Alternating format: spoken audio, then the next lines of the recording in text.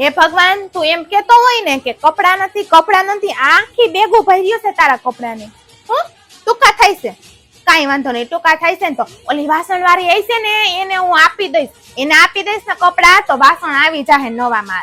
હે ભગવાન, આ બાથરૂમ ની લાઈટ કોણ ચાલુ રાખીને વઈ ગયું? પછી એમ કે લાઈટ બિલ વધારે આવે છે. તમારે રૂમ માંથી નીકળવું તો પંખો બંધ ન કરવો, બાથરૂમ માંથી નીકળવું તો લાઈટ બંધ ન કરવી, પછી લાઈટ બિલ વધારે જ આવે ને. હા બેટા, હું હેન્ડ વોશ પૂરું થઈ ગયું, એમાં જરી કઈ છે એમાં થોડુંક પાણી નાખી દો એટલે 10 દી વધારે હાલે.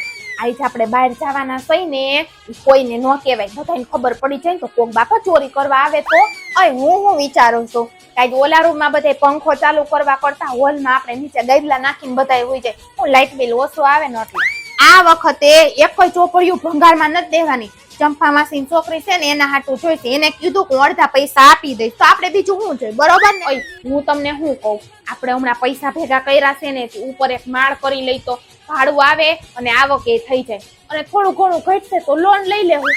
અરે બેટા, ચોપડાને પૂઠા ચડાવાશે તો છાપાના ચડાવી લ્યો, બહારથી કાગળ મંગાવીને ખોટા ખર્ચા શું કરવા હોય? હા તઈ તમારે સ્કૂટી બદલાવી છે. તને ખબર છે તારા પપ્પાએ રાત દિવસ મહેનત કરી અને પૈસા ભેગા કરીને સ્કૂટી લીધું હતું. હવે તમને ખટારા જેવું લાગે કા? તમારે બધાને ખાલી વાતો કરવી છે. હજી તારા પપ્પા આ વખતે એમ કહેતા હતા થોડાક પૈસા ભેગા થાય તો તને વોશિંગ મશીન લઈ દઉં. હું મારા પગ દુખે છે ને કામ થાતું નથી ને એટલે. હે ભગવાન, અહીંથી પગ લૂસણ્યું કોણ લઈ ગયું?